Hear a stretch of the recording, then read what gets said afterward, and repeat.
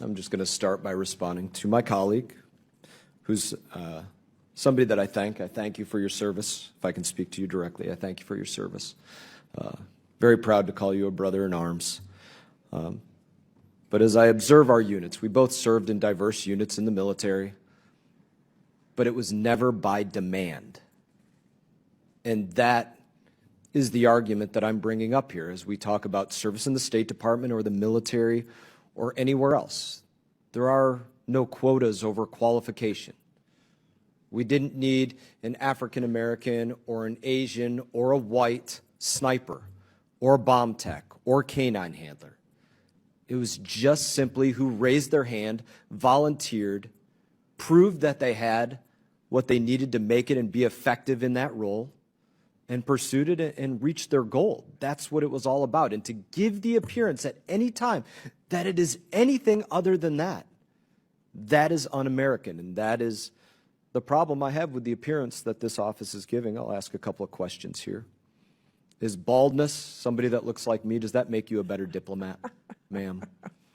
I think I know the answer, but. Not that I know of. It doesn't. If somebody's 5'8" like me or 6'3" like somebody else, does it make them a better diplomat?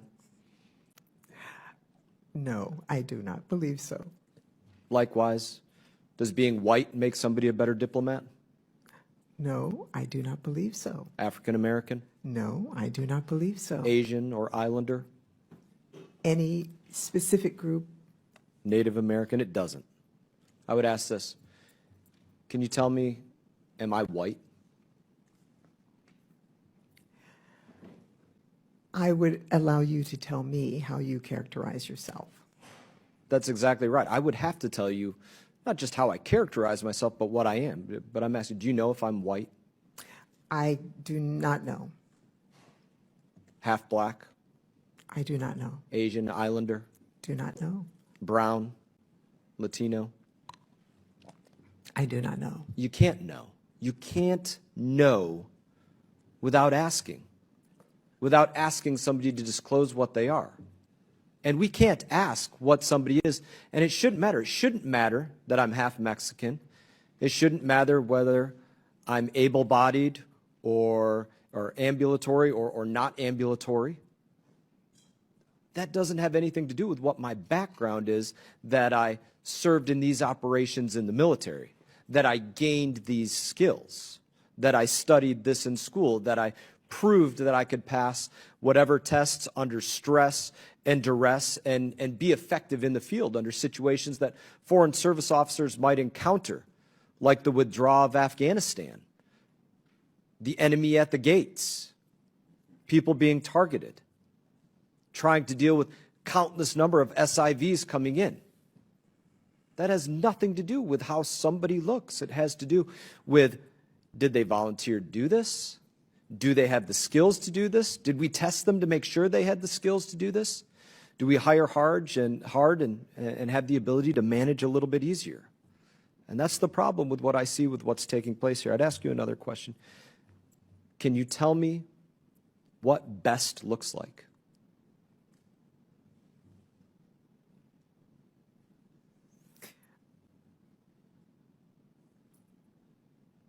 I'm not sure I'm fully understanding what you're getting at. What does the best candidate look like? Yeah. The best FSO officer, we'll use that, the best foreign service officer. What does the best look like?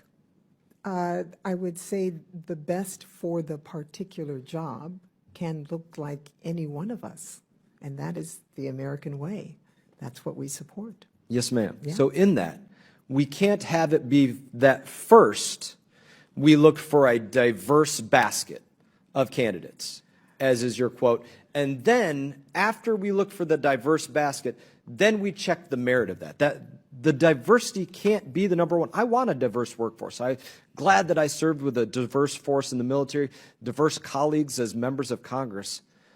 But that can't be the number one filter, because it does create an inherent bias, an inherent quota system, where people look at it and say, well, I wasn't this. I didn't have the right religion or color or what they were looking for. So I didn't make that diverse basket number one, as you said, that it has to be that. They better bring you a diverse panel. My time has expired.